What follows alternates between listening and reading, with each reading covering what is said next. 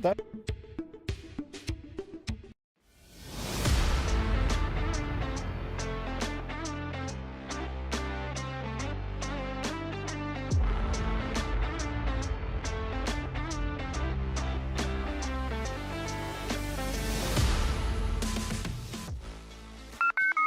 to the ChainOut Podcast with your hosts, Jeremy and Daryl. That's right. The ones and onlys, Daryl and Jeremy coming at you. Season 2, episode 66 of ChainOut Podcast. Hopefully everybody out there is doing well. How you doing, Daryl? I'm doing fantastic, Jeremy. Yeah. Yeah. You know, you're looking good, by the way, buddy. You noticed something? I noticed something a little different about you. You think I think we both look a little bit stylish tonight. Yeah, we do. We've got a little, I think there's a Pokemon ball or something that's red and blue. So maybe we got some Pokemon vibes. I don't know where that came from. I don't know where that came from either. That's not in But the look at script. us. We both got hats. We both got jerseys. Yeah, and they've both got these pretty looking birds on them. We're proud to say that we're, again, part of Team Cardinal. We finally got our jerseys. Yeah, how long have we been waiting? We ordered them back in December. We ordered them right before the postal strike. Yeah. And we were too eager. Yeah, and then we ordered them right before the threat of tariffs. Or no, that's when they started to move again, I think, or something like that. Yeah. Yeah. Well, they were held at the border for quite a while. There was about a 3 or 4 week, or maybe even longer, 3 or 4 week of just sitting in customs. Then we finally got that one email or that one notification that said it's on its way. Mm-hmm. And now we've got them, and I'm excited because we have a tournament coming up this weekend, and I'm excited to sport some of these threads at Tundra Toss number 4. Tundra Toss 4, yep, happening this weekend. And I had been updating our outline a number of times. So Brock, the president, had put out there, hey, everyone, there's 10 spots left in the tournament. And then I updated the outline because I saw there was 5 spots left. Yeah. And then I don't know what it is at this exact moment that we're speaking, but there are only 2 spots left for the tournament before it sells out. Yeah. I was going to put a post out to say that there was only 8 spots left when I seen 8 spots, but Brock kind of put an update for that. So then I've been watching it. I'm like, okay, now there's only 2 spots. Do I need to put out a post tomorrow morning to let people know that, hey, you got 2 chances left to get into this event? Yeah. I think what everybody been saying, people have been leaving it to wait and see what the weather was going to be like. Now they know that the weather this weekend, Jeremy, is going to be looking awesome. Going to be great. And we talked about it on the last episode that Maverick was out there recently scraping every tee pad with an ice scraper and putting ice melt out there. So I think it's going to be perfect. We're going to have warm weather. The only thing that could happen is the tee pads could be wet from the snow melting. Right. That's about it. Yeah. Yeah. But it's going to be plus 4 degrees, not too windy. And in MA40, there are 7 of us registered right now. So guess what that means? Top 10 finish for Jeremy. First top 10 finish of the season. That's awesome. Hey, how do you go wrong with that, right? Yeah. Right. I won't be playing because I'll be out there in my communications role with Edgar. Mm-hmm. I'll be taking photos and videos and hopefully documenting it a little bit more than they have done in the past. So stay tuned on the Edgar social media for an update on that. Yeah. Yeah. And if you just wanted to know what Edgar was all about and you live in Edmonton or in the surrounding area, come on out and hang out. There's going to be a setup in the clubhouse that we've got there where there's going to be Edgar members. We're going to be selling memberships, right? Yeah. It's a welcome day for Edgar as well. So you'll be able to get your memberships, purchase your memberships for 2025. We're going to be having a disc swap as well. I love the disc swap. Yeah, I love a disc swap. There's going to be a 50-50 draw as well. Oh, okay.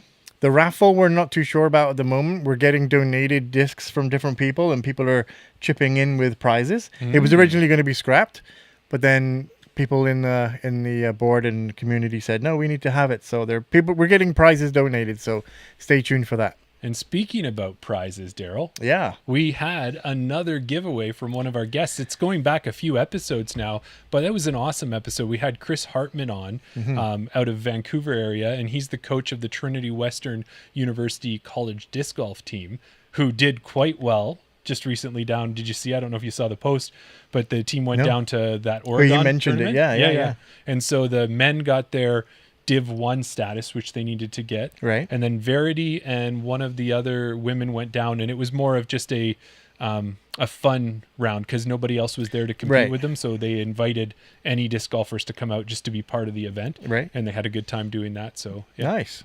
Yeah. Well, he was so gracious to give us some, because obviously Chris Hartman won at Nationals. He had his own national stamp, and he was so kind to say, okay, guys, I've got some discs to give away for you. So he donated 4 discs, and I did the draw. We put it out on our socials. We put it out on Instagram. Well, not only 4 discs. 2 packs. 4 Innova discs. 4 Innova discs. Yeah, and he broke them into 2 sets. With his stamp on them. And we got him to give us the most valuable part. The piece de resistance. His signature on there, too. So there is set number 1 is a star. Should I tell him what it is? It'll come up on the screen when we do the giveaway, Jeremy. All right, let's do the giveaway. Yeah, let's see who won. So good luck to everybody who entered.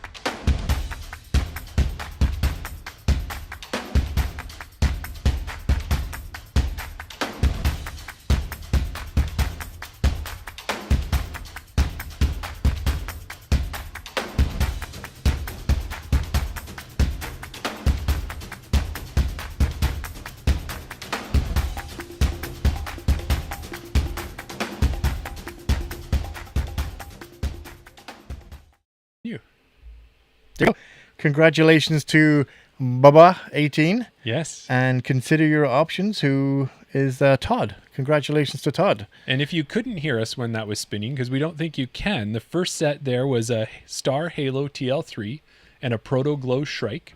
And the second set was a Color Glow KC Pro Rock and a Star Racer. Yeah. Pretty good prizes. They're awesome prizes. Thanks again to Chris Hartman. And we'll get the addresses of the winners. We'll reach out to you through Instagram.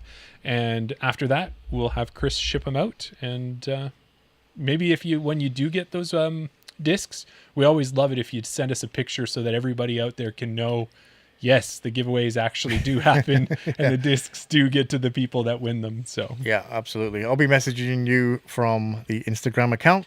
Don't reply to any other giveaways. That's right. Well, from ChainOut anyway. Yeah. And if you want to get your hands on some cool threads like the ones we're wearing, or maybe you want Miguel Alvarado's cool new jersey, how about Gabby Lee's amazing jersey? Fantastic Team Cardinal players. That's right. As members of Team Cardinal, we have a discount code for you, and you can use that. You can use ChainOut when you check out, and you'll get 10% off. And on top of that, we've got even more discounts for the chain. We've got loads of them. Yeah. So we've also got a discount code from Goat Towel. And if you used COP15, so ChainOut Podcast, COP15, you'll get 15% off your order there. Yeah. But that's not all, Daryl. What else do we got? Throwback to a previous episode. If you like board games, Jeremy did a Kickstarter for the new disc golf board game by Callum Mathers, Chains. Yes. Yeah. And if you want to get your copy of Chains, you can use the link that I'm putting in the chat right now for 25% off. That's right. Discounts galore. Yeah. And we had heard. Or use the code ChainOut. ChainOut on the Chains disc golf board game page. But that link will take you right there, and it'll include the discount right on that link. Yeah. And we've been hearing tell that there might be one more discount coming our way, but we can't tell more about that yet. Yeah, we can't quite release that yet. That's right. Stay tuned. And also stay tuned. After the ChainOut podcast, you can jump over to our Patreon, sign up as a free member, and you'll get a link to join us for even more Canadian disc golf talk. And that's on our Around the Basket show. Yeah. And it happens right after the ChainOut podcast, a 15-minute break for us to refresh. Yeah.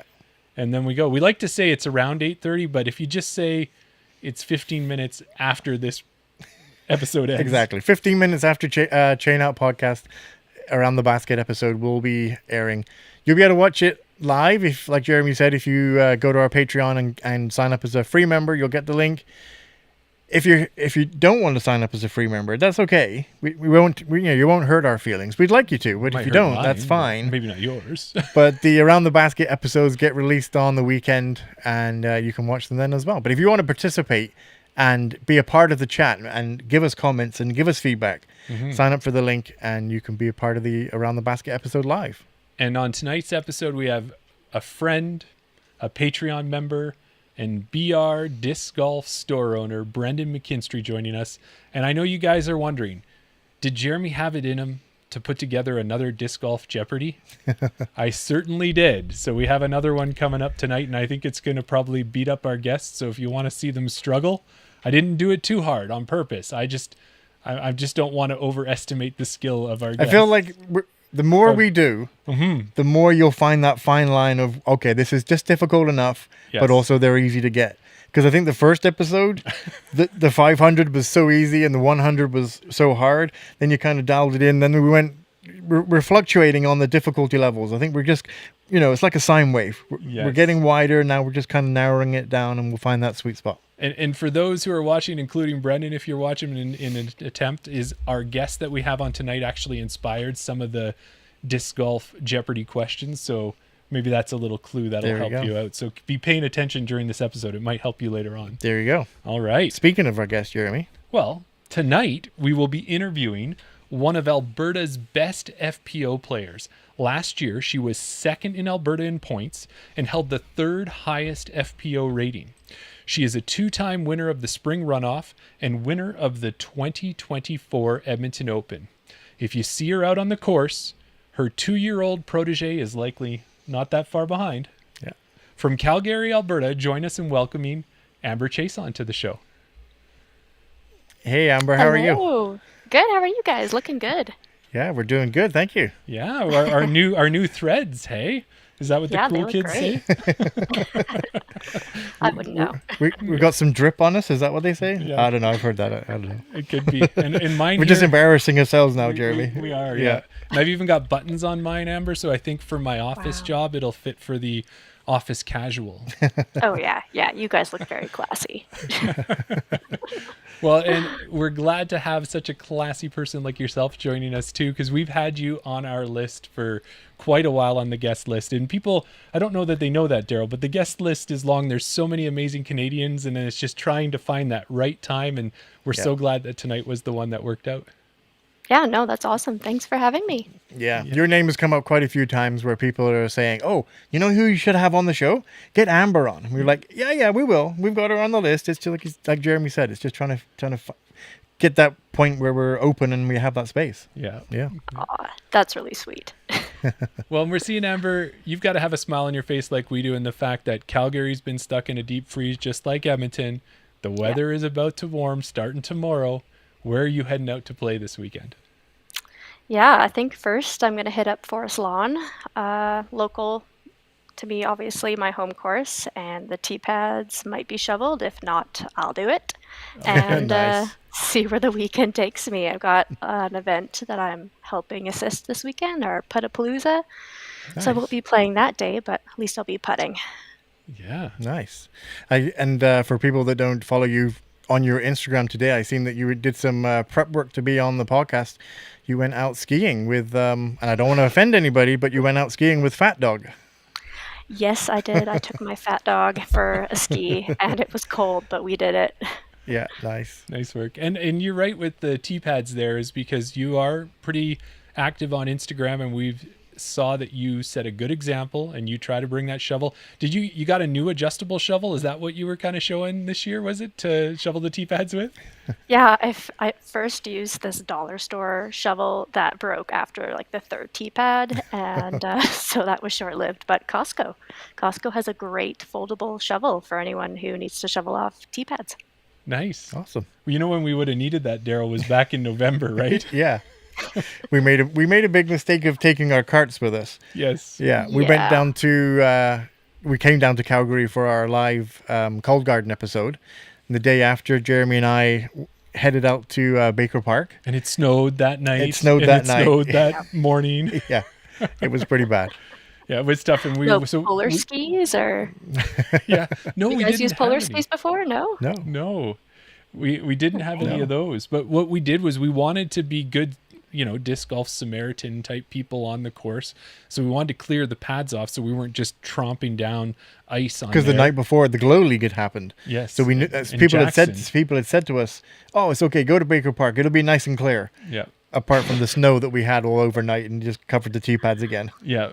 But we ended up taking a snow brush and using that. Oh, yeah. And that was what we took turns. So by using the snow brush, dragging our carts with our tires twice the size of what they were, we were tired Yeah. by the end.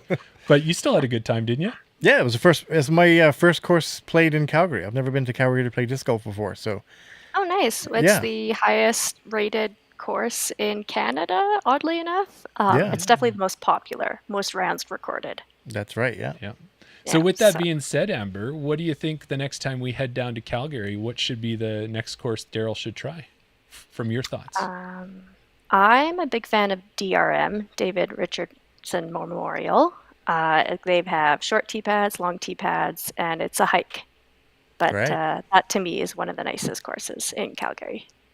And not that far from Stony Trail, the ring road that goes around Calgary, right? Pretty close to just jump off of there. Yeah, for sure. Nice. All right. That's Yeah. your next one on That's your list. it. What do It's you on- think? Yeah, I'm up for that. All right, there you Yeah. go. I have it on good recommendation, so why Yeah. wouldn't I play it? Yeah. Well, Amber, this is the part of the show where we get to find out how you got into disc golf, but we can't get the answer without an origin story. So I've curated one. I was going to say just for you. I've kind of curated one, and our listeners need to get their thinking caps on because their goal is to try and guess what movie I've based your on. So they can put the guesses in the comments, and here it goes. And now you think about how you got into disc golf. That's your job at this moment. So ready? All right. Maybe you had an eccentric uncle who was into genetics. He was also obsessed with making the most interesting and amazing disc golf course out there, one where people would come from all over the world to visit. He invited you to bring your discs and check out the course. On the first tee box, you were amazed at the views and the design. You remembered your uncle saying something about stegos and raptors, and you thought he was suggesting discs you should bring for the course. But when you approached the fairway, you realized that he meant stegosauruses and velociraptors. Now running for your life, you threw disc after disc and fended off the dinosaurs, narrowly escaping, and maybe that's nowhere near how you got into disc golf. So why don't you tell us how it really happened? Well, I definitely have some eccentric family, so There's always a link somewhere. yeah. No, so I met Kyle in 2017, and he was working 3 jobs, so I didn't see him very much actually. So if I Wow. wanted to see more of him, I needed to tag along for a casual round of disc golf, and I thought it was the dorkiest thing I've ever seen, and I was like, these are the people you hang out with? This is really weird. But anyways, I tagged along for a league night, and that's when the people just love bombed me so hard. They were like, "You're so great. You could throw so far." So I couldn't, but everyone was just being really nice and supportive. And so that's how I got to be a part of the cult. I wanted to be really good at this sport, and so the love bomb worked. It definitely did. Yeah, so not soon after that, I wanted to do leagues. I wanted to do tags, and I played a tournament after like my 10th round of disc golf, maybe. Wow. I didn't even know how to count my score yet, and I joined a tournament, and I finished last. But I was hooked. I wanted to get better at this. I didn't want to be last anymore. So There you go. yeah, Well, that's awesome because we get a lot of stories about COVID being the thing that brought people in. So you were in even earlier in 2017. yeah. And we talk about also is how do you get people in? And I'm wondering, is that one of the new ways to do it? Is just love bomb them to say, you're the best, you belong here, you're a part of us. Even if we are dorky, we hope that you want to join us. No, seriously. I mean, one of the goals for the Calgary Disc Golf Club or community is to get more women involved. So as soon as you see a woman on the course and they're doing something great, just absolutely encourage them to keep going and keep at it. And I've seen amazing women come through this community. And who knows, like you might have more people join your community to help with garbage cleanups or run clinics or anything like that. So women get stuff done. So encourage Yes. women to keep going. And you'll just meet amazing people along the way. Yeah. It's awesome. No, that's a great point. And like we had a lot of women in disc golf actually inspire us in the fact of talking to Carrie Neal and her giving us some good advice about, volunteer. If you want to support women's disc golf, well, volunteer and help and kind of put your money where your mouth is. Is that the right saying? Yeah, no, exactly. That was like we've said before, and that was a big turning point for us because we were always thinking it's a women's event. Let the females play. Let's not try and get involved in it. Let's not try and power our way in or anything like that. But Carrie was like, no, you should be volunteering. Like, get in there and get involved. And it was like, oh, we can get involved. So that was a big moment for us. And absolutely. Yeah. Yeah, and I guess the point to that, Amber, was just that like we were at She's Up First and we saw so many amazing women in disc golf coming together, and the vibe of being just around it and part of it was probably more fun than I've had at any tournament, I think. And I think that, and amazing lunch, that one too. But and Kristen as the TD, she just puts together such a good event. So we want more women. she's a great example of someone who just cares about the community, cares about the sport, and cares about women in the sport. So I definitely agree with all that. Yeah. No, that's awesome. Well, we do want our play. One of the things that we did in the off season was we started to cover some more, like we did disc golf last week, where we were talking to manufacturers, we were talking to businesses and trying to do that. But as we get more back into the season, we want to talk to players like yourself. And we just love getting a chance to introduce the ChainOut community and the Canadian disc golf community to players. So let's start by letting players know a little bit about your season last year. And last year was a big season for you from what I saw, and the fact that you played 14 sanctioned events and hit some of the bigger tournaments in Alberta. So tell us, what were some of your personal highlights from that big year last year?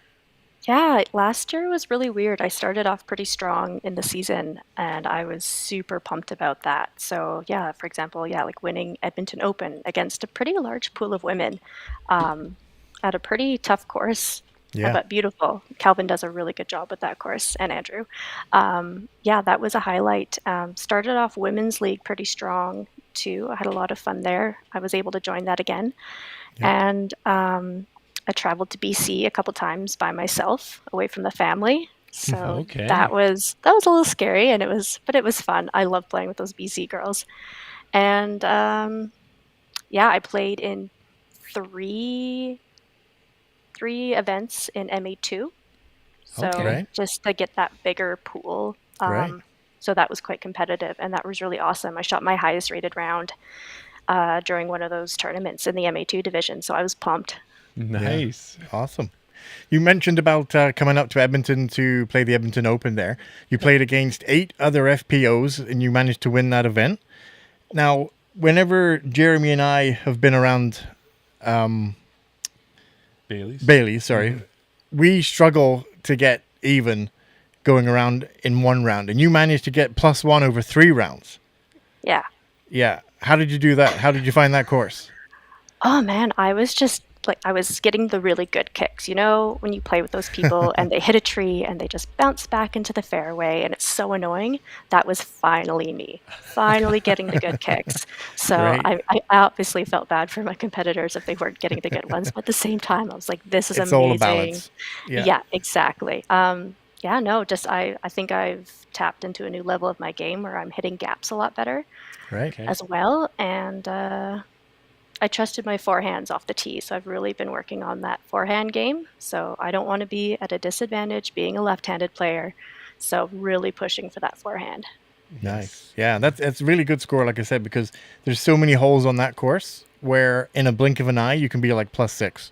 Like it's such a tight-wooded course. Yeah, so finishing +1, that was amazing. It was impressive. Yeah. And, and Alex Penny's in the chat here right now as well. And one of the things he mentioned, and I want to bring that up for a minute, because I was down at the Limber Open as well. And that was one of the events that you played in MA2. And if I remember right, on Elliston, which to me at first, this was a pop-up course, Daryl. Right, yeah. That Alex Penny had put together. Yeah. And this thing was a beast. It was huge. And there were these side hills that you went up and down. And maybe you tell us, Amber, but there was a side hill hole where you did something pretty amazing when you were coming down. Is that correct? Yeah, if I remember correctly, my choices were either if I could get a forehand down the obvious way. But yeah, I just looked at this and I was like, well, there was a group of trees on the left. And I was like, why can't I get over those trees? And I did, and I pushed it and it worked. And I parked the hole and it's totally blind. And yeah, I think Alex was even across the lake there, or the pond. And he was like, yeah, I saw that shot. And I was like, sweet, because I had no idea if I was going to hit that. Nice. Well, what was your thoughts overall too about that course? Do you think that's one that maybe could become permanent in the Calgary area? That is a rumor, just because unfortunately we have been losing some courses, or we will be losing courses. That is the plans of the city. So, I mean, a little give and take there. If we could get Elliston, I think that'd be amazing. I Right. walk my dogs around there. It's like a partial off-leash dog park. So I do walk my dog there, but I don't see a reason why we can't play disc golf and have dogs. Yeah. It could work, but that would be amazing. And I know Alex put a lot of time and effort into designing that park. And yeah, he was out there by hand hauling out baskets for the tournament and a couple of practice rounds for people. So he put a lot of effort and work into that. So I don't know, I'd call it the Penny. That would be the Penny Park. Oh, there you go. Yeah. Yeah, That that'd would be awesome. all right. Yeah. Definitely needs to get some. Well, I mean, he already gets recognition, and it's well and truly deserved. Yeah. But to get a course named after you, I think all the effort that he put into putting it in the ground, yeah. Could He we? deserves it. What do you think, Start the Amber? Could we campaign? call it the Penny Park, the nicest course in disc golf? There you go. That would work. To try to go with his Yes. other moniker. No, we always say that. They're just the nicest guy in Calgary, the nicest guys in disc golf. So yeah, Yeah. he deserved the park. Oh, for sure. Awesome. Yeah. Well, and last year too, as well, you started your 2024 season with a second place finish at the spring runoff. You've won this tournament twice. How was your feelings about last year's event compared to, other times maybe you've been there?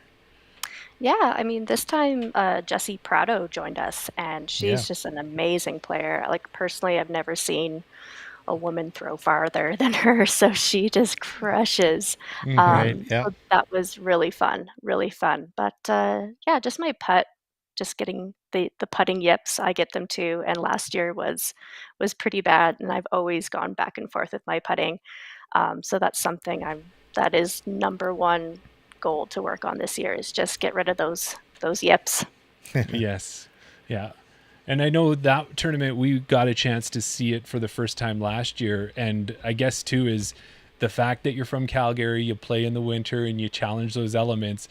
We had sleet, rain, wind, some sun. I think we had every weather you could get over those 3 days. So I think that's something that when you're used to playing in Calgary, you're in the Chinooks and everything that come through, it kind of helps for the spring runoff tournament. Yeah, you always have to assume there's going to be wind, and a lot of it. So I really don't mind a windy round these days. It just makes you a better player, and then when it's not a windy day, you just feel amazing. Yes. Well, and when it looks too is that Rebecca and Noah and the team that's organizing it have gotten the spring runoff raised to an A tier this year. So that's even better, I think, for someone like yourself who is in the FPO field and maybe points are more of a bigger deal than they are to, say, Daryl and I. That's going to give you that one step up to start stacking up points for the season. Yeah, I heard the rumor that Aperture might have T-pads now. Really? I haven't seen it myself, but that is the rumor, so that would just be amazing if that's true. Awesome. Yes, and I think too, I noticed as well is that some of the divisions also are maybe getting to change it up a bit. So some of the ones that might have played Sharon, Aperture, Sharon will go back to Aperture, Sharon, Aperture. I think there was a couple little tweaks I saw, maybe not for the pro divisions, but for some of the AM divisions, I did see that change. So if someone went last year and wants to get a little different experience, T-pads at Aperture would be amazing, especially because there was a few muddy spots last year, so that would make that so much easier. And then also Nicholas Sharon, it's another huge course. That's very maybe similar to Elliston in some of those long distance throws and that we experienced. Yeah, it's interesting, and I mean Rebecca and Noah, like they are so accommodating for tournaments. For me personally, just bringing Avery along to tournaments, just so Kyle and I can both play and not get a sitter. She puts the FPO fresh in the morning, and Kyle gets to play in the afternoon, so that's quite accommodating. Yeah. But like as far as distances go, it's a long course, so I do try and. It's always been the debate of like women we can't throw as far, so it's the difference between us throwing a driver and probably a fairway as an approach and then your putt. It is more challenging, especially for depth perception. Whereas most men can throw a driver, maybe a putter and mid-range approach for their putt, right? So it is totally a different course that way, where it's just challenging in a different way. Yeah, that makes sense. Yeah. And I Yeah. think we can relate to that because we're not throwing what you're saying the men are throwing. That's for No, sure. absolutely not. We'll get there. Yeah, eventually we'll get there. Yeah. And then another thing, maybe the piece de resistance or the big event last year in 2024 was you headed out to Canadian Nationals. And that was the biggest field, I think, of the year, probably with Yeah. 16 FPOs competing, including Sophia Donica, Colleen McInnes, Gabby Lee, Taylor Chosick. What were your thoughts on that event out in Clearwater? Yeah, that was awesome. My second time going into BC for a tournament, and again by myself, and just the field was totally stacked. It was awesome to play with other, well, I say play with other ladies, but they made a card of me, Terry, and Kristen, and Zoe. And I was like, really? I play with these girls all year. Yeah. Like, give me a chance to play with someone else. But I don't know, maybe they thought we'd be more comfortable together. But no, it was really cool. I wish I could have played with them if I just played a little bit better. But no, it was awesome. I watched them for the last round after I finished mine. And yeah, it's really cool to see like true athletes in the sport, just to see what level you want to Right. strive for, right? Like these Yeah. women, they are tall, they are strong, they have crazy endurance, and just like what an advantage that is in the sport, right? Like it really, you're not just seeing your local girls who just got into it. Instead, you're seeing these college level athletes. And now, like standing next to them, I was like, man, I got to hit the gym so hard this winter if I even want to keep up at all. So, no, I've never, I guess I kind of saw it in Vegas when I went to Vegas, but just from like a more attainable level, Right. that level of disc golf, that was awesome to be a part of. Yeah. And I think too, I had that lucky moment of playing and starting shortly after the FPO cards did. So I got to see all of you tee off every morning and then follow around for a bit. And that's what I had noticed as well. But it was the whole field. It was amazing. From top to bottom, there was just this great camaraderie and a great level of competition as well. But I do actually remember you saying that. You're like, you looked at the card and said, we drove all the way to Clearwater to play together. We could have just done this at home. Yeah, that kind of chapped us a bit, but I mean, we were very comfortable together, so it was kind of cool being there together to support each other. Like all the Alberta girls, we're always trying to make our mark in BC, so that was cool to just encourage each other and work. Yeah. Awesome. Yeah. Well, go ahead, Daryl. I was just going to say, that's kind of your plans or what you had done in 2024. Now we're looking forward to 2025, but we're still kind of in that off-season period at the moment. But we can start to see the sunlight getting a bit longer in the evenings now. The temperature's getting a little bit warmer. Feels like off-season's coming to an end, but is there any, like you mentioned about, you needed to do a bit more of a workout there. We noticed that you got a new gym as well. Is there things that you do in the off-season that you've been preparing for 2025? Yeah, this off season, I think I'm taking it pretty seriously. Right. Just now that I've being 2 years postpartum, that was a huge adjustment. So this year, Avery's in daycare part time, so I can focus on myself and my strength and my health. So that's been a benefit. So yeah, really like weightlifting hard and consistent. And cross-country skiing for fun and endurance. So that's been really fun. I've always wanted a pair of cross-country skis. So, I mean, I'm not on the rowing team or anything like that or in triathlons, but I got my skis. So I think I can somewhat Yeah. keep up. And just putting league. Putting league's been really fun, and they do a good job hosting it. So I think it keeps me sharp, and hopefully it pays off for the actual season.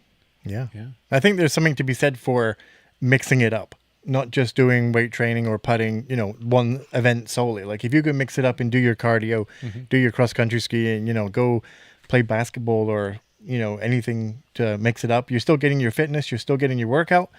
And it keeps your mind active. You don't dread going back to the basement to do your putting drills again, right? Because you've done it for the third time that week, sort of thing. So if you can get out, and especially if you can get outside, that's always a benefit. Yeah, exactly. Like today, it was like the wind chill was still like almost -30, and skiing was no problem, right? Because you're moving your body, getting your fresh air. So that really makes a difference. Because I think last year, yeah, I definitely did not feel my endurance was very high. I had a hard time keeping up. And just like your hormones from having a kid, just, I don't know, I did not realize that it took that long to get back to a normal status anyways. So Yeah. I'm hoping that is a change this year, that little back to normalcy. But yeah, definitely feeling like I need to catch up to these girls, right? I fell back for almost 2 years now. So I'm really working hard to really hit the season this year hard. Yeah. Well, I would say by looking what you did last season, I think you're pretty much back. It's just a matter of continuing. And if you've been working out through the winter and putting in the time that we all want to do, like Daryl and I talked about our goals for 2025, and I had said, or my goals, I guess, and it was like to get back into fighting shape and lose some pounds off of me. But I think what happens is use the off season to build that strength, because as you go through the season, there's time to do it, but the sun's out and the patio's calling and league is calling and all of those things. So do it now while the weather's bad and you've got the time, because you can't catch up to it once the season starts. That's my opinion, but Yeah. No, I agree. I agree. Even at these tournaments, right? Like I want to see these people and have a beer together, right? And have a burger or whatever. I'm not that strict during the season, but maybe I should be. I don't know. yeah. And then you have Blake setting up with Cold Garden at almost every tournament down south. So, Yeah. when there's a cake face waiting for you after the Love round. cake face. So good. Yeah. That's awesome. Now, with your putting, another good point there, too, because when you think about it, you play an 18-hole round. You've got 18 drives. If it's Daryl and I, there's probably at least 36 putts compared to the 18 drives in a round, right? It's just the reality, or some type of approach. Have you unlocked anything in your putting game, or do you have any tips for us that maybe we can carry into 2025? Everyone is so unique with their putting style. I had this weird, like, extra wrist movement thing going on that worked for me for a season. So Kyle eventually was like, "Kay, can I just tell you what you're doing wrong? And will you listen to me?" Because, like, that is the number one tip I tell guys who want to get their partners into disc golf. I'm like, don't tell them what to do. But I was kind of at a low point, and I was like, "Okay, just tell me, I'll listen." And just to simplify it, right? It's all just the spin. Just simplify your wrist. You don't need anything extra. So I think that is what I have unlocked for this new season coming forward. Just keep it simple. All right. Yeah. Well, I think that's it, Daryl. We can end the interview there. We've got the pro tip that all the listeners have been waiting for, because I'm telling you that's true with the wrist action. Yeah. That sometimes it's like people will tell you the whole shaking the hand or, get some spin off of it. And Well, it's funny you say that, because I just watched a video today from Gannon Burr on his new YouTube channel. He talks about putting. And he said that a lot of people will tell you about the shaking the hands with the basket when you finish. But he said it's more about the line of the putt, because if you start in the center and then go out around to the left and then you end up shaking the basket, you're not going to be going in the basket, because it's going to be on a weird line. But if you start wherever you start your putt, you might start your putt in your center, your left hip, your right hip, or wherever, as long as it's in a straight line from that point to the basket, it's going to be on line. all right.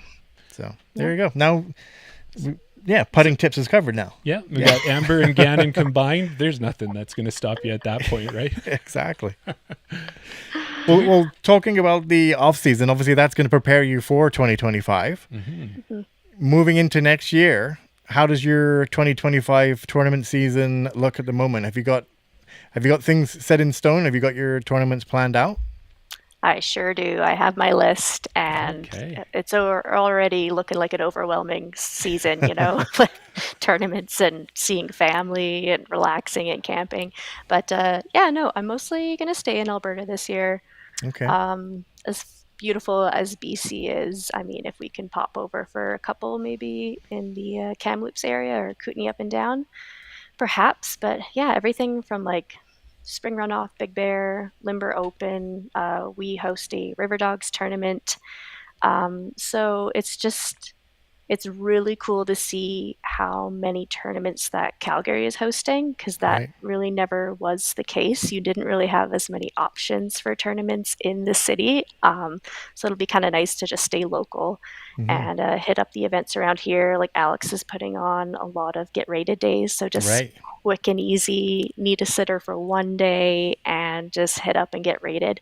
Yeah. So yeah, mostly just local, support the local. Yeah, Right. that's always a good plan. Yeah.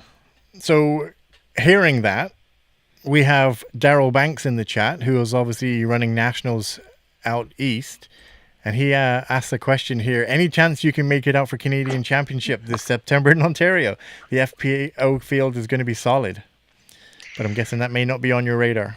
Well, I don't know. After a cordial invitation Well, from that's the true. tournament director and Innova Canada rep himself.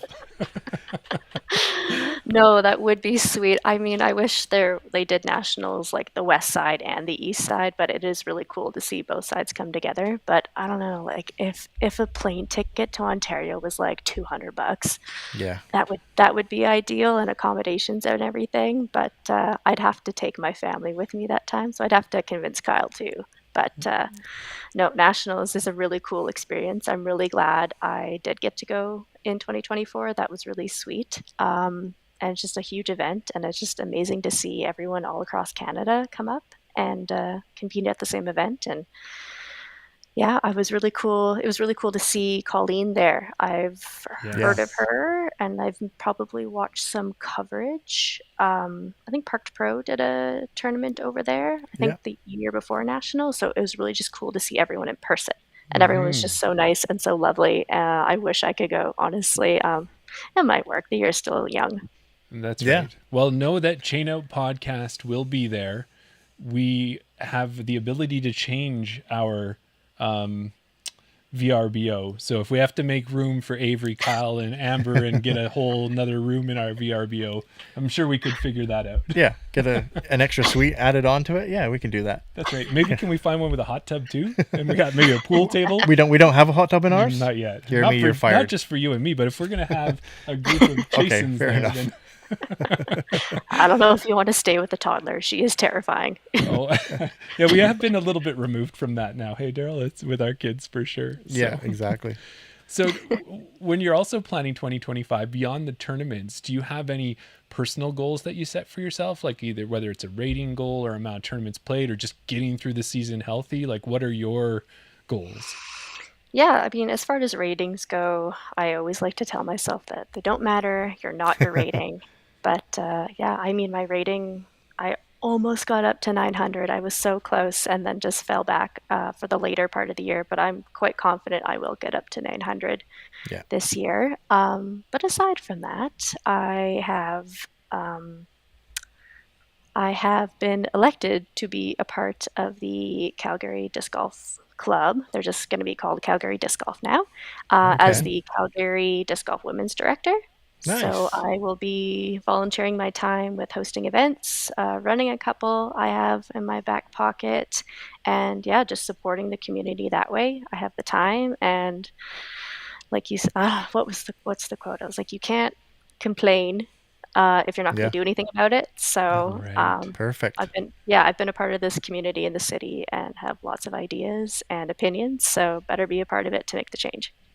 Well, that's fantastic. I know. And what I'd like to say is that's probably a great time before we continue talking about 2025 is why don't you take this moment and tell us maybe if you've got some of those things that you want to put out there to the listeners and that to know what's going on in Calgary and what's going to be available for women. If you've got some ideas, I don't want to put you on the spot.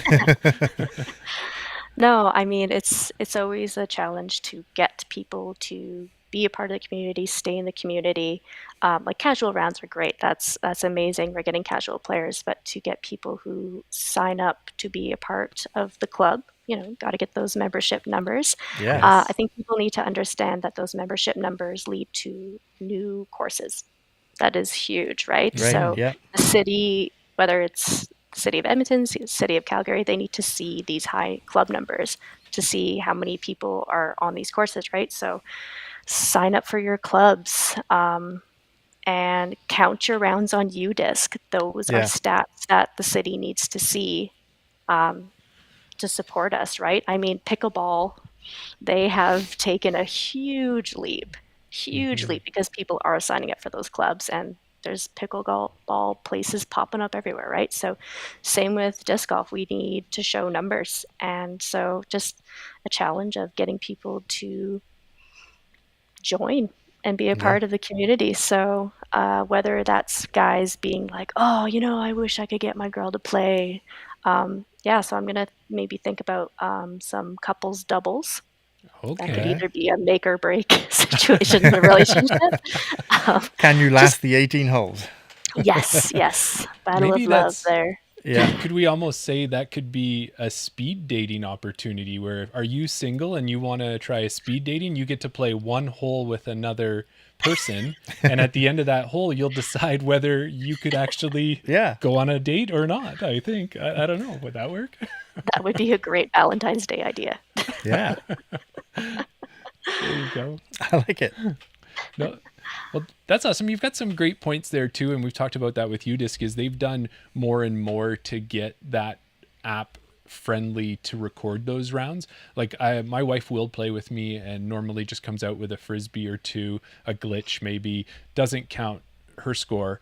But I could still put her on a card and put her on for an activity round and record that round. And it's that type of thing there that's really going to make a difference. I think another thing too that also makes a difference is in Calgary, you guys have found a way to get one of the counselors on the city of Calgary into disc golf. And I think if you can do that, that also probably helps as well, right?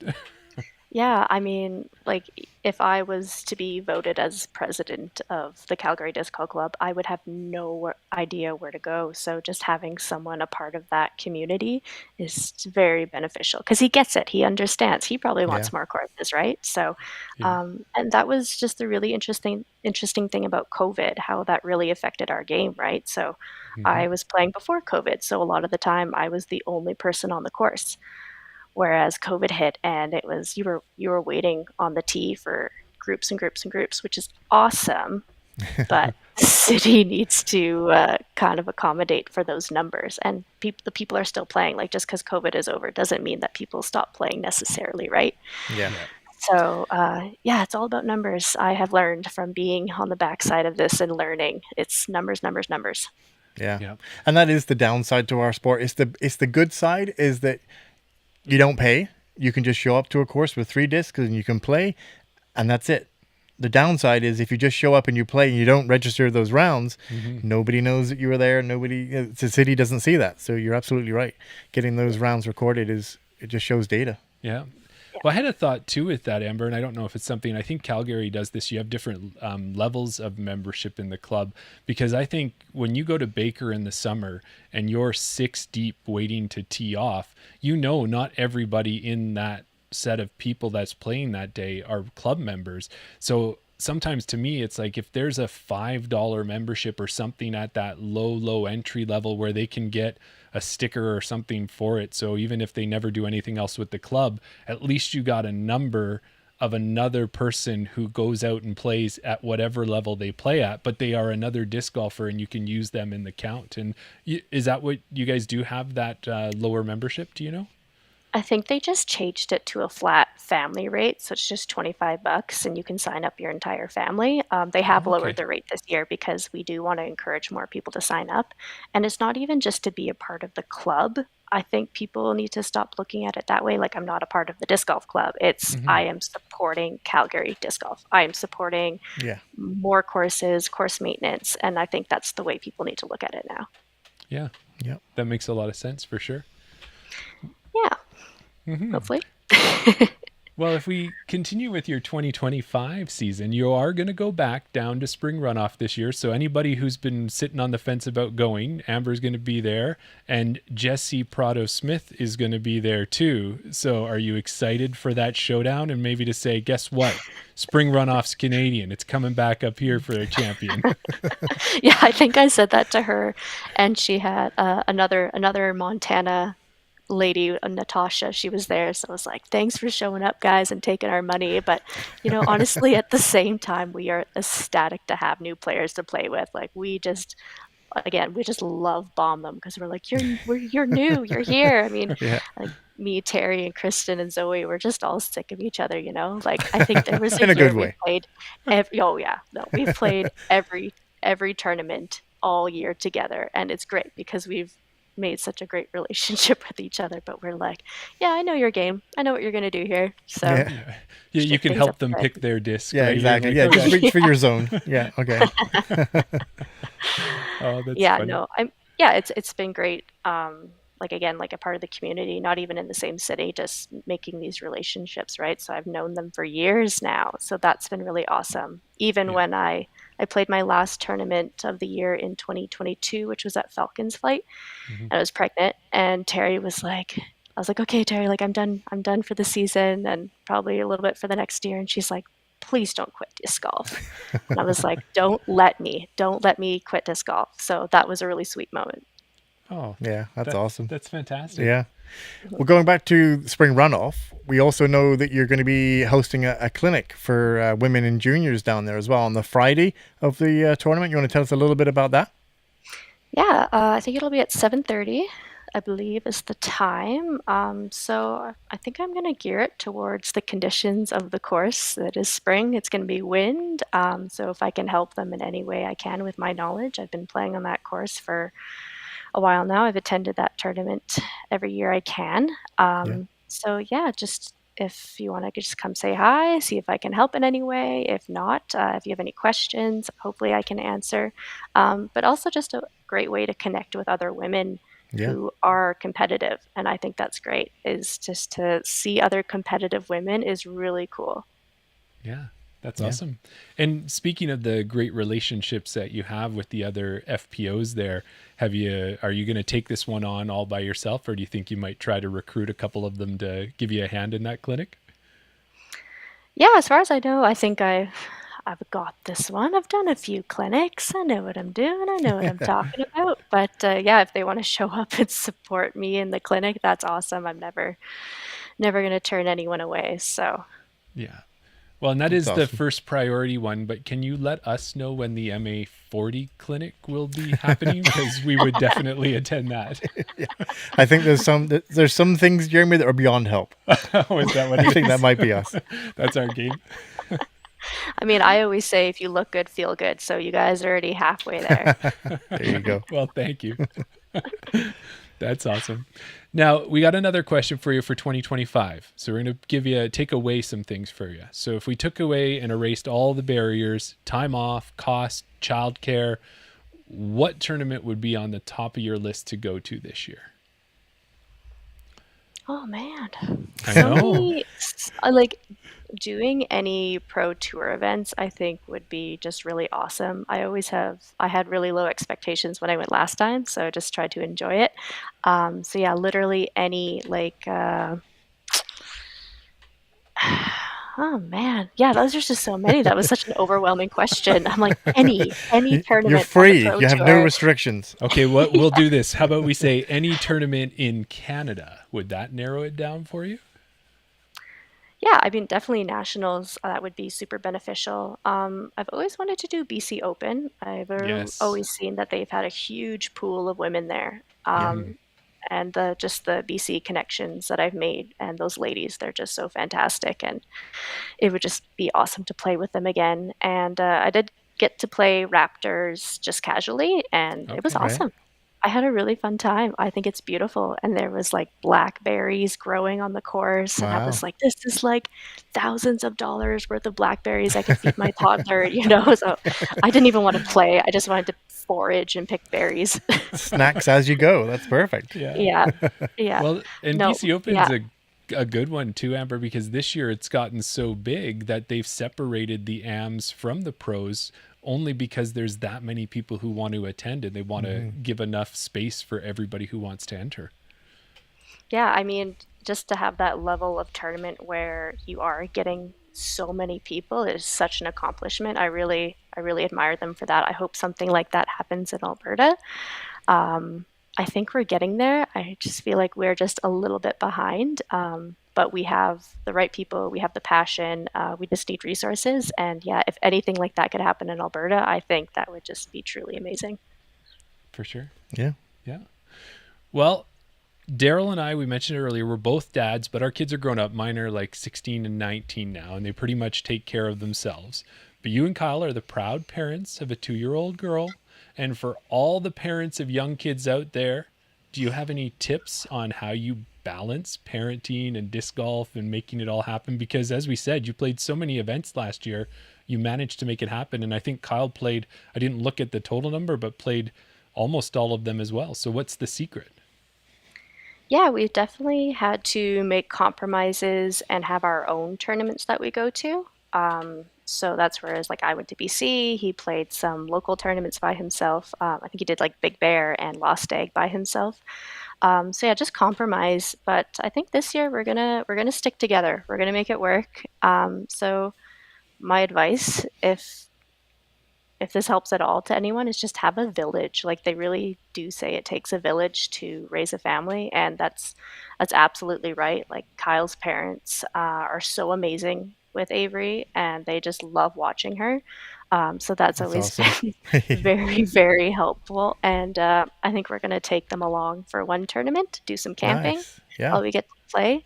But yeah, it's hard. Like we don't always get to go out and practice and play when we want, right? And even when I'm competing, my mind isn't always on the game. It's how's Avery doing, and I hope she's okay, and I hope whoever's taking care of her is okay. And yeah, like it's just hard to focus sometimes, and I think that really does hit both of us. And just some of those sleepless nights, having to wake up with her, that really does catch up with you after a while. So we were pretty tired by the end of the year. But just so grateful to even be able to parent and compete. So I know we're getting the hang of it. We are getting the hang of it. We're working together that way. But yeah, I'm really curious to see. I know a lot of the FPO touring pros, they're having kids now. So I'm really interested to see how that affects their game at all. Yeah. Just from like a personal stance, I know Bailey from Sherwood Park, she had a kid first, and I remember after I had Avery, I went to play Edmonton Open. That was my first tournament since having Avery. And I think I was only 5 months postpartum, and Bailey's like, "Why are you here? Like, are you okay?" And I was like, No, I'm fine. I got this. I can do this. But yeah, after the second round, I was like, I am not fine. Like, this is hard. So it was great to have that support from her and understanding. So yeah, curious to see how the Pro Tour women do it. Yeah. I think one of the things that you're doing right to allow yourself to practice and things like that is to encourage Avery to be out there with you, picking up the disc, putting them in the basket, things like that. Like you're teaching her from a young age. You can take her out on the course with you when she gets, a little bit older. So keeping your kids involved in the sport not only encourages them to get into it, but also it allows you to go and do it if they're going to tag along and, and they want to be there as well. Yeah, we really hope she likes disc golf when she's older.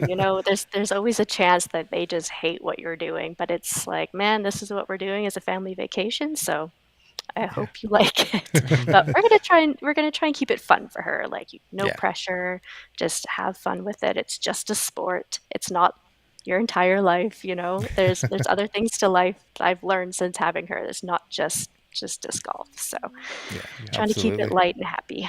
Yeah. So, a really smart guest that we had on said that you just have to really love bomb the person, and that will. Somebody smart said that. Yeah. That'll be me. That'll be me as the mom. Yeah. My precious angel, you're doing so well. Yeah. That's fantastic. Yeah. So Jeremy and I are always interested in people's bags. So we always like to know how they carry their discs and how they organize it and things like that. And we noticed that you have put a few posts out where it looks like you pretty much have a whole blue bag. And especially that you have a full lineup of Latitude 64 Royal discs.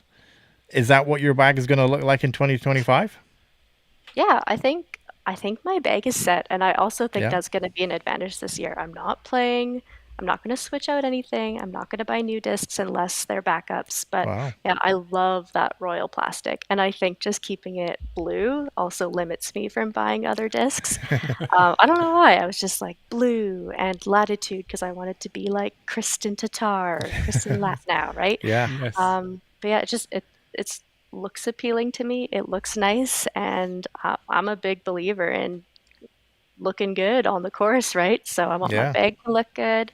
I've only messed up those discs a few times, where you think you have the right disc and you totally don't. But yeah, that is totally my bag for 2025. It's set. I'm clicking with it. It's feeling good. So hopefully it all works for me. Yeah. Having so many great tips tonight, Jeremy. Love bomb people, how to work balance having a kid and playing disc golf. Also having the willpower not to buy any new discs. You could use when you that figure tip. that. Yeah, please let me know. No, seriously, you guys mentioned the disc swap, and we just had one in Calgary, and it's really a cool idea. I've never done it before, so Right. we did like this huge trade, and we walked away with more discs than we got rid of because Right. people had like Latitude discs that they know I like in the right color, and I was like, well, I can't say no. It's like $2. Why not? So Yeah. anyway, really cool concept to have. Yeah, that's another great thing about our sport. I mean, we do the Trash Panda disc swap as well, where, we all like to try these discs. We always like to go to a store and feel them. We're going to talk about disc golf stores later on. But having a disc in your hand and feeling it still doesn't really take the place of actually throwing it. But then when you have the disc and you throw it and you're like, yeah, it doesn't really do what I want it to do. So then you end up buying another one. And we always end up with a lot more discs than we're going to throw. Yeah. So having the ability to, trade them in with other people that they have discs that they don't want to throw just is a great way to, ease the pressure of buying discs and having the extras, right? Yeah, for sure. Yeah. Well, and as Oh we're yeah, just sorry. go ahead. No, it's Well, all just you. having a community, like we have our own separate little club within Calgary where it's like, hey, like, has anyone ever thrown this disc? And someone's like, yeah, like I have one you can try, and I'll give it to you the next round. Like that's just really cool to me how everyone's so supportive of other people's games too, right? Like, yeah, I Yeah. want you to click with this disc, so I'll let you try it. Yeah. And like you said, the more rounds you play with people,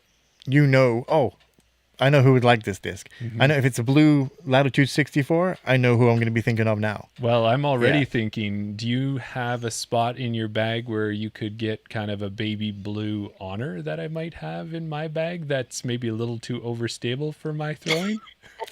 Oh, I definitely have one. You have a spot for that? Okay. Always can use backups though. Nice. Well, with the your bag too, speaking of backups, when you set up your bag, this is always, we get a little deep into this, we'll try not to get too deep, but do you have duplicates in your bag, or is it kind of just one of every mold? What's your setup when it comes to how many molds you put in your bag? I was told from someone that has caddied for me that I have too many fairways, but no, I don't. I only carry 2 backups in my bag. It's just my St. Pros. Like if I'm beating at a disc, I'll put one in of a duplicate, or maybe like a hole at Nicholas Sheeran that has water. I will bring a second one of that. So yeah, it kind of depends on the course. If I'm being in a disc. And but no, other than that, I try to keep it really light, especially if I'm carrying a backpack.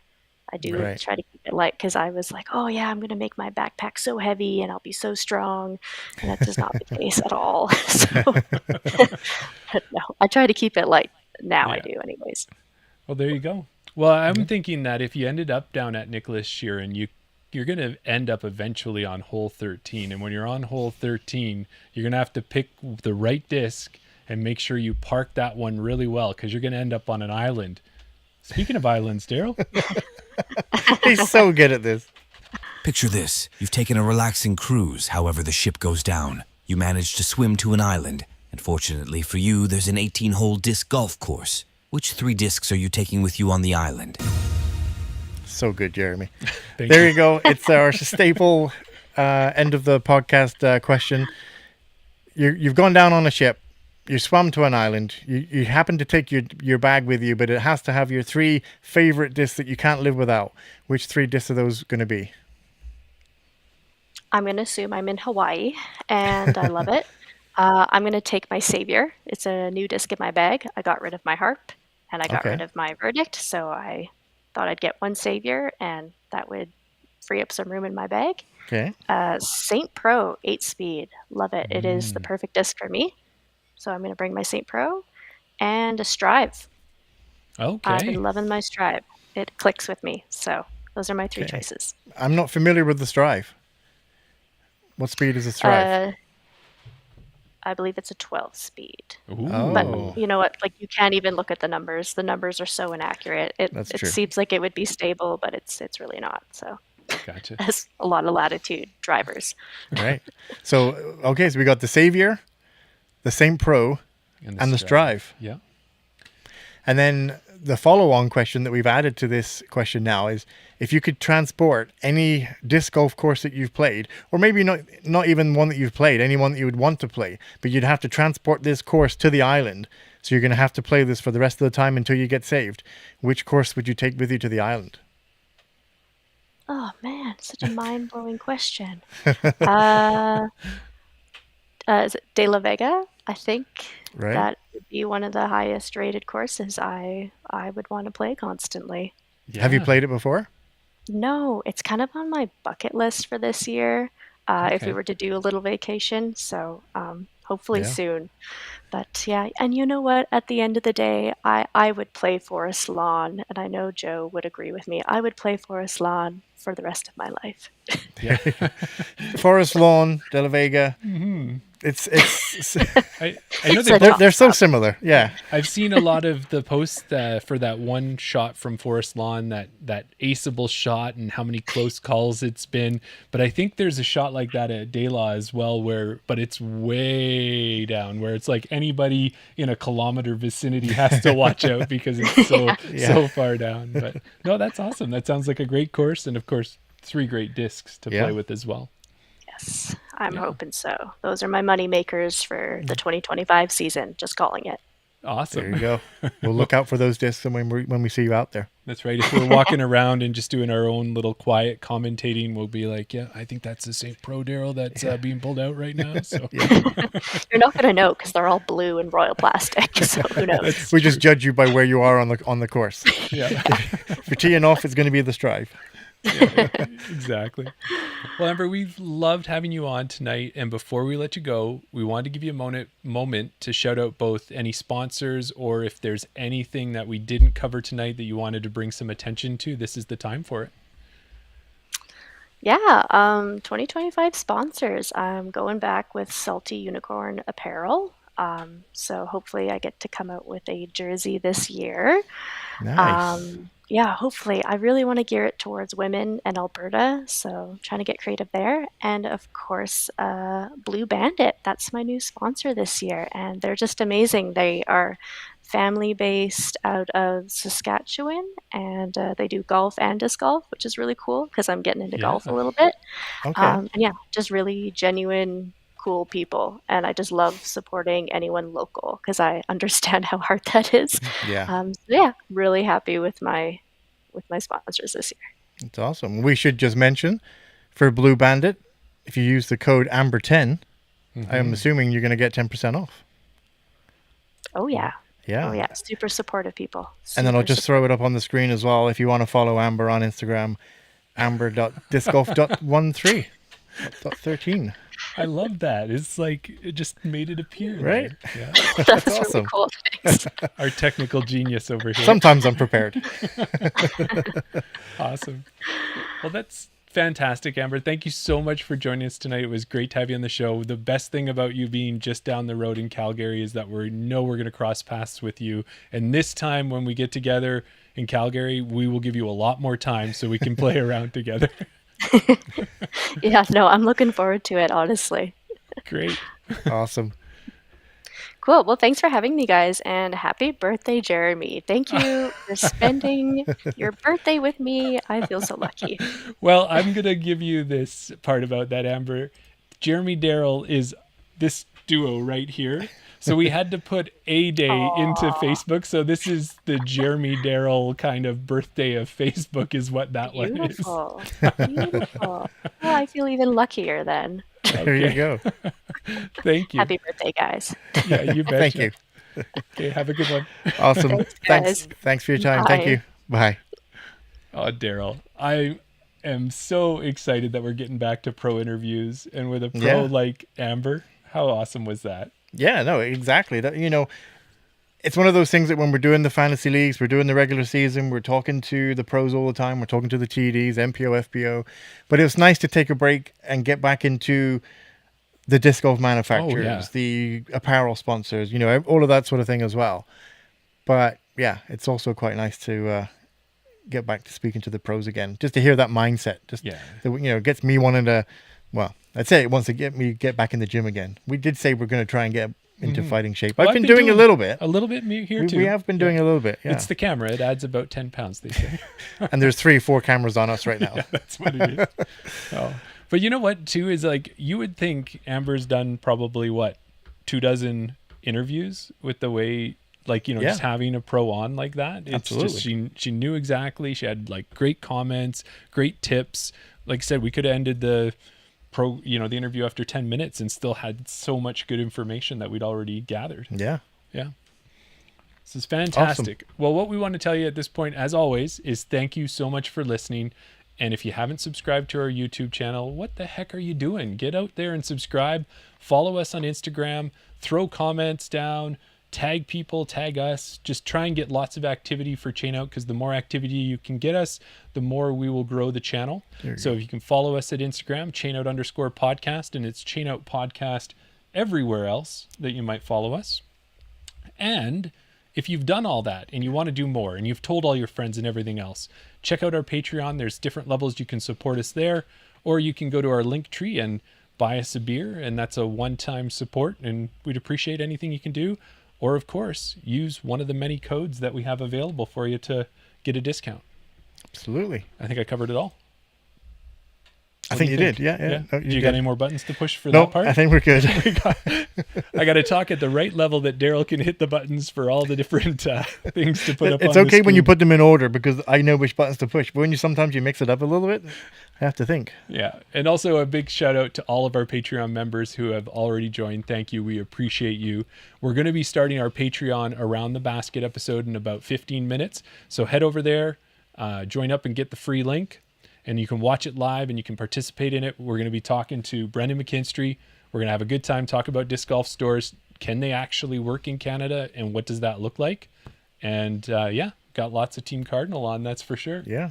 Get somebody from Team Cardinal in the chat. That's right. So Daryl, how are we going to end this one? You got any ideas? Well, I've never thrown a Savior, No. so I wouldn't really know how it handles. Gotcha. But if I was to go out to Forest Lawn, Mm-hmm. I mean, Oh, you're going to go out to that hole? I don't know what hole it is. I think Maybe it's- if I think Joe's it's still in hole there, 8. She could tell us. It might be hole 8. yeah, Standing on that circle tee pad, looking down the hill. yeah. Got a little bit of right to left wind. Yes. I'm guessing the Savior must be a little bit overstable. I would. I think it's so. like a 0.2, 0.3. I don't know. I might be wrong.